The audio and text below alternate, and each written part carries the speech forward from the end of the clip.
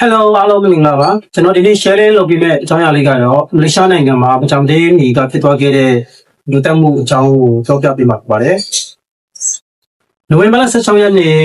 2025ခုနှစ်မလေးရှားနိုင်ငံပီနန်မြို့ထိုင်းစတိုင်စားတောက်ဆိုင်ခုမှာဖြစ်သွားခဲ့တာဖြစ်ပါတယ်ဖြစ်သွားခဲ့တဲ့ဖြစ်စဉ်ကတော့စားတောက်ရဲ့အရေးသွေးကိုအငင်းပွားမှုကနေစတင်ပြီးတော့ဖြစ်သွားခဲ့တဲ့လူတက်မှုပဲဖြစ်ပါတယ်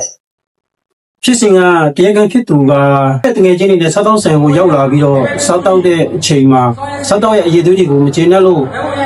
ပြဿနာဆရှာတယ်ပေါ့ဗျာပြဿနာဆရှာဒါတက်ကိုပြဿနာဆရှာတာပါနော်သူရဲ့စားတောက်တွေကလည်းနည်းနည်းပဲကျွန်တော်ဗီဒီယိုဖိုင်ခုပြမယ်ဒီ program ကိုကြည့်လို့ရှိရင်သိနိုင်ပါတယ်ဒီညစ်ဖို့ခုဖြစ်စဉ်မှာတရားခံဖြစ်သူရဲ့ဒီစားတောက်ဆိုင်ရဲ့စပုံမှုဖြစ်တဲ့အမျိုးသမီးရဲ့ပြီးတော့သူ့ရဲ့ခင်မွန်းရဲ့ဒီသုံးပါပါဝင်တယ်လို့သိရပါတယ်အဲဒီဖြစ်စဉ်ဖြစ်နေတဲ့အချိန်မှာအဲဒီစပုံမှုအမျိုးသမီးကဒီမူးနေတဲ့အမှုသမားကိုဆိုင်ရွက်ကနေပြန်သွားဖို့သူကပြောခဲ့ပါတယ်ပေါ့နော်ဆိုင်ရွက်ကနေမိထောက်သွားဖို့သူပြောဆိုခဲ့တယ်လို့လည်းသိရပါတယ်ကြာခင်မှာပဲအဲဒီအမှုသမားကပြဿနာရှာတဲ့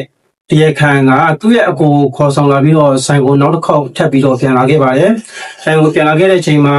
သူ့ရဲ့ဆိုင်ရှင်မျိုးသမီးရဲ့ခင်မွန်းတဲ့စကားအခြေအတင်များရင်းပြဿနာဖြစ်ရနေပြီးတော့နော်အဲဒီတရားခံကသူ့ရဲ့မှာပါလာတဲ့ဓာတ်နဲ့ဒီစပုံမှုမျိုးသမီးကိုထိုးခဲ့တယ်လို့နော်သိရပါတယ်အဲဒီစပုံမှုမျိုးသမီးရဲ့အခင်းဖြစ်ပွားရတဲ့နေရာမှာပဲပွဲချင်းပြီးတည်ဆုံးသွားတယ်လို့ကျွန်တော်တို့သိရပါတယ်ခင်ဗျတော့လေးလာတွေ့ရှိချက်တွေကြတော့အဲ့ဒီမျိုးသမီးကမွန်မျိုးသမီးလို့လည်းသိရပါတယ်ပြီးတော့သူ့မှာကိုယ်လွယ်ထားတယ်ပေါ့ဗျာဟုတ်တယ်မြန်မာနိုင်ငံမှာလည်းတမီးလေးတယောက်ရှိတယ်လို့ကျွန်တော်တို့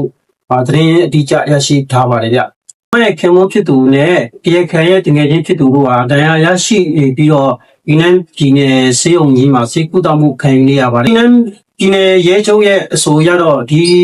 ဖြစ်စဉ်နဲ့ပတ်သက်ပြီးတော့မြန်မာနိုင်ငံသား၃ဖြစ်တဲ့တရားခံ၃ကိုဖမ်းဆီးထားပြီးဆိုတဲ့အကြောင်းကိုဒီပြောဆိုထားပါတယ်ဗျဖမ်းဆီးခံထားတဲ့သူတွေဟာနောက်အဓိကတရားခံဖြစ်တဲ့အသက်40ရဲ့သူ့ရဲ့ညီကိုတယောက်ဖြစ်တဲ့34နှစ်ရဲ့သူတို့ရဲ့အတိမစ်ဆိုတဲ့တယောက်ဖြစ်တဲ့အသက်50ဝန်းကျင်ရှိတဲ့မျိုးသားတူရဲ့ဆိုပြီးတော့လည်းသိရပါတယ်ဖမ်းဆီးခံထားရတဲ့သူတွေကိုလည်းရာဇသတ်ကြီးဥပဒေပုံမှန်302အရထုံးနှံစစ်ဆေးမှုရှိပြီးနိုဝင်ဘာလ23ရက်နေ့အထိယမန်ယူစစ်ဆေးလျက်ရှိကြောင်းကိုလည်းဖန်ဆီးထားတဲ့ဒီနေ့ရဲချုပ်စီကနေတော့သိရှိရပါတယ်ဗျကျွန်တော်ဒီကပြောချင်တဲ့အကြောင်းအရာကတော့မြန်မာနိုင်ငံမှာအလုပ်လာလုပ်ကြတဲ့လူတွေချင်းအထူးတူတယောက်နဲ့တယောက်ပုံညီကြမဲ့အစားနော်ပြဿနာတွေရှာမူးကြတက်ကြထောင်ကြနော်လင်းကြီးပိုင်းတွေကိုရောက်ဒါတွေကအလုံးမတန်မှကိုရှက်စရာကောင်းပါတယ်နော်ဒါအလုံးမတန်မှကိုရှက်စရာအလုံးမတန်ကောင်းပါတယ်ဒီဖြစ်စဉ်ကိုကြည့်ပါနော်အသက်ဆုံးရှုံးသွားတဲ့အမျိုးသမီးဆိုလို့ရှိရင်လည်းဘယ်တော့တောင်ရင်နာစရာကောင်းလာမယ်သူ့မှာပုံဝင်လည်းရှိတယ်နော်မိသားစုလည်းရှိတယ်နော်ခုထောင်ကျသွားတဲ့သူကထောင်ထဲမှာကောင်းကောင်းနေရမယ်ထင်ဘူးလားဒါလုံးဝမဖြစ်တဲ့အရာပါဒါကိုလုံးဝကိုဆင်ခြင်တဲ့အရာလို့ကျွန်တော်ထင်မြင်ပါတယ်ပြောချင်ပါတယ်ခုနောက်ပိုင်းမြန်မာနိုင်ငံရဲ့နိုင်ငံရေးအခြေအနေအမျိုးမျိုးကြောင့်မလေးရှားကိုရောက်လာတဲ့လူတော်တော်များများဟာအချက်ကိုအပိတ်တွေများပါတယ်တော်တော်ကိုအပိတ်တွေများပါတယ်နော်အရင်ပိတ်တွေများပါတယ်ပြဿနာတွေရှာတွေများပါတယ်တော်ဒီဖြစ်စဉ်မှာဆိုလို့ရှိရင်ဒီအမှုနဲ့ပတ်သက်ပြီးတော့ပေါ့နော်ဒီငွေရေးပို့တွေရဲ့အောက်မှာဆိုဒီမလေးရှားနိုင်ငံသားတွေကကွန်မြူနတီတော်တော်များတက်ထားတာတွေသိရပါတယ်နော်တက်ထားတာတွေဒီဖြစ်စဉ်နဲ့ပတ်သက်ပြီးတော့ကျွန်တော်တို့အဖမ်းဆီးတွေလာဝက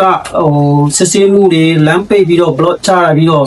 ဖမ်းတာဆေးတာစစ်ဆေးတာတွေကဖြစ်လာအောင်ပါဒါတွေကတကယ်ကောင်းကောင်းလောက်ကင်စားရတဲ့ကျွန်တော်ဒီမလေးရှားလူတချို့အတွက်အရန်ကိုနစ်နာပါတယ်ညီကိုတို့ရောဘယ်လိုမြင်လဲဗျနော်ကျွန်တော်ရဲ့ဗီဒီယိုလေးမှာဝင်ရောက်ဆွေးနွေးခဲ့ဖို့ဖိတ်ခေါ်ပါတယ်ကျွန်တော်ရဲ့ဗီဒီယိုလေးကိုဆုံးအောင်ကြည့်ပေးလို့လည်းကျေးဇူးအများကြီးတင်ပါတယ်ဗျနော်နောက်တဲ့ဗီဒီယိုလေးမှာလည်းကျေးဇူးတင်ပါတယ်ကျေးဇူးပါ thank you ပါ bye bye